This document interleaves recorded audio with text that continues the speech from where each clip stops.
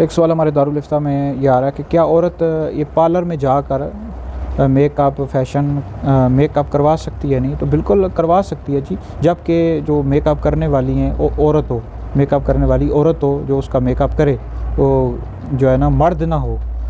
और दूसरी बात यह है कि चेहरे को खूबसूरत बनाने के लिए, और वो भी अपने शोहर के लिए हो, ये नहीं है कि दूसरों को, गैर मर्दों को दिखाने के लिए हो, फिर तो नाजायज़ हराम है।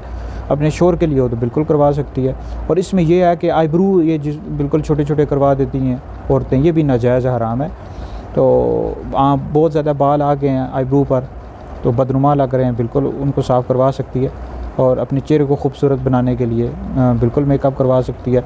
और ये नहीं है, और इसमें ये भी याद रखें औरतें कि बाल बिल्कुल छोटे छोटे करवा देती हैं मर्दों की तरह, ये भी नाजायज़ हराम है। बिल्कुल छोटे छोटे का, ऐसी औरतों पर लानत आई। और इस तरह औरत अपने जो पर्दे की जगह होती है ये भी उस मेकअप वाली को नहीं दिखा सकती। ये भी हम तक मालूमात पहुंचती हैं, बाज़ औक़ात ऐसी औरतें करती हैं, तो ये भी करने की हरगिज़ इजाज़त नहीं है। बाकी मेकअप करवाना है तो बिल्कुल करवा सकती हैं, जायज़ है जी, इजाज़त है।